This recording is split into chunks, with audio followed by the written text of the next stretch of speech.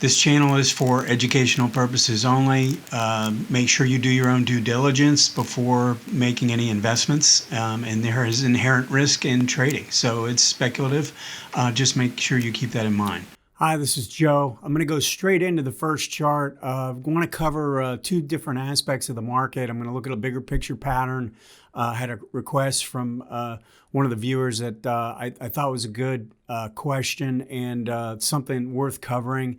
And then I'm going to go through the multiple time frame analysis and the market conditions. So let's go ahead and get going right now. I've got the QQQ up, and one of the major factors that I wanted to make sure you guys understood is if you look at this channel line from 2009 working up, I've done some videos on the bigger picture when we look at a really long-term pattern in the market.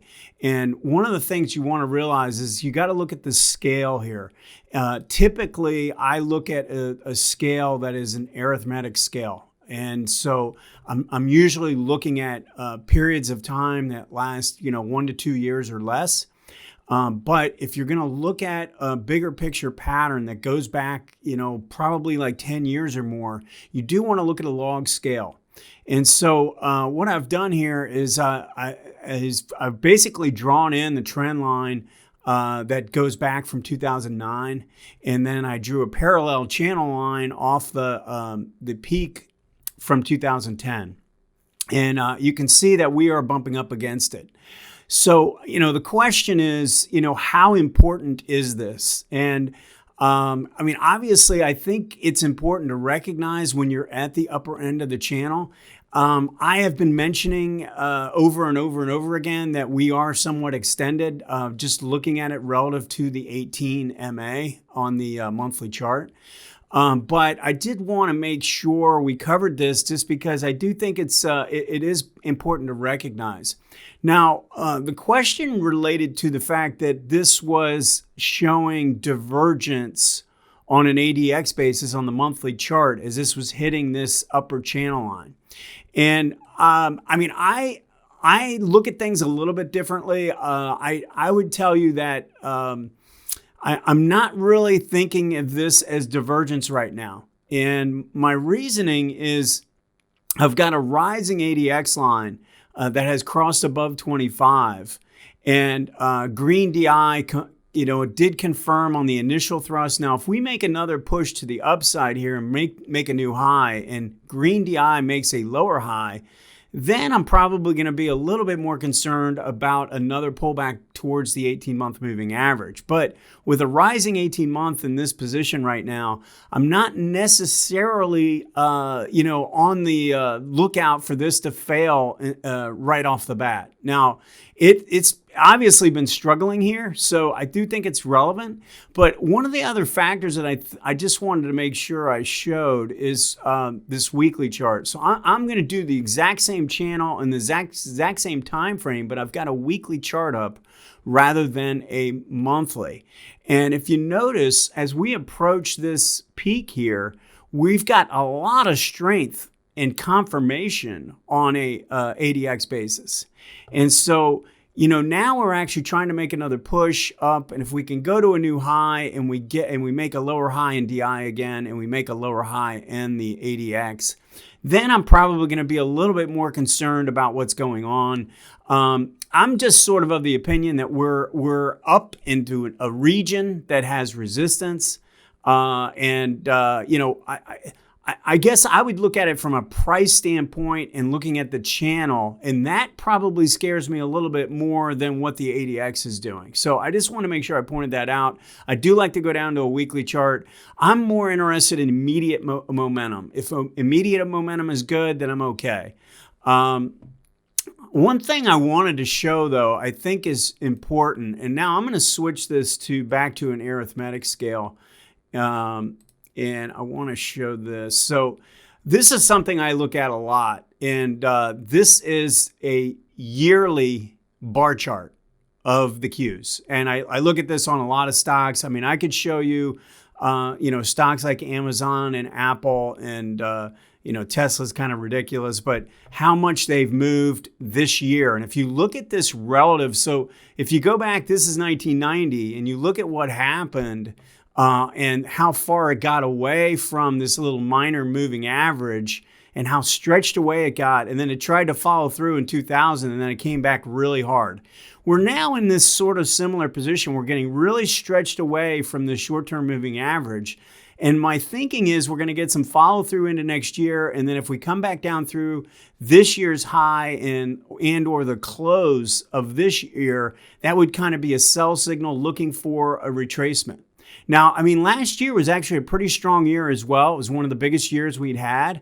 And, we started off the year and we checked back, and then it pushed back up to a new high. So I'm not necessarily calling for a total reversal, but I would tell you that if we retrace and don't hold like the midpoint of this bar, then that would be incredibly bearish next year. But my thinking is we're going to start off the year going to a new high, and then reversing back down and having some form of a retracement. And if it, we're just going to have to see how that reacts. But sometime in the first quarter is where I'd be looking for a reversal of this trend. Let's go straight into the market conditions. I want to just cover this very briefly. Again, there was very little change when you go through these numbers. We really don't have much. The only thing that really changed was on the trend. The hourly is now down. And so the volatility is still positive because it's declining.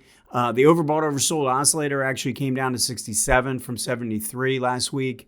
And the sentiment basically stayed the same. So we're still in a region on a sentiment basis that is a little scary. And based on that first chart where we got the Qs way up into this overbought region, you definitely have to be careful here. I mean, this is not a time to be cavalier and just say, I'm going to buy whatever I want. You have to be picky. I've been saying that for a little bit. And the reason is that as we approach the new year, I think the risk levels are going to be elevated. One of the things I really wanted to mention today is that, I did the video on Tuesday and I talked about this divergence pattern, this important divergence pattern that develops on ADX. And lo and behold, this week on the S&P and the QQQ, we got a beautiful signal that is almost exactly what I described in the video on Tuesday. Go back and look at that video, watch it, and then go and look at the hourly on the spiders and the Qs, and you're going to see this exact pattern. But let's just go through real quickly. I don't really need to cover the Qs now because I kind of covered that already. But one of the things I did want to look at is if you look at the S&P chart, what I was just saying on a yearly chart, right? You had a strong yearly bar. Well, that's the same thing I just said that I've been saying here on the monthly. You had a really strong monthly, and what should happen is you get a little follow through, and we should check back a little bit more. I think there's support around 3,500, but we probably are going to fiddle around here, maybe pull back a little bit more. But I don't necessarily consider it a reversal pattern as much as it just needs to check back and fill in a little bit. Weekly chart's still in good shape. I don't see really much of a change from this week to last week. If we go to the daily, one of the things in the S&P that did bother me is that we did not get confirmation of a new high in strength based on the green DI. Green DI did not confirm and take out this prior peak. And so I like to see that take place. And what I mentioned before is that it looks more like a drift pattern to me as opposed to, some powerful breakout that's developing. So green DI can do a really good job of confirming the new high. If the new high is making a new high with strength, you're going to get a new high in the green DI as well. If we look at the Qs on a daily chart, that actually did confirm. It went and made a new high with price. It's now pulling back to the 18 and this price support. So we're at a really key level here around 300. Again, we've talked about this several times. 300 is a key, important number to watch. And we got down to, we hit 298, and now we're bouncing off of it. So just real important to watch this 18-day moving average. And then let's switch back to the hourly on the S&P. So this is the pattern that I was talking about. When you're trending to the upside, you're making higher highs and higher lows. I alluded to it last week, but now it was really blatant as this made this last peak. Even this peak here, you could see that the ADX could not make any headway to the upside, and it was staying really low, down in the low teens. And then I think it actually dropped down into closer to single digits, around 10 or something like that on this final peak. And then the break of the 40 basically kind of triggers that this is a true sell signal. And now we're getting a situation where the 18 is crossing down below the 40. And, we're in this sort of counter trend mode. Now, I mean, we still have a positive trend on the monthly, the weekly, and the daily. So I'm not necessarily on the lookout for some violent, crazy down move.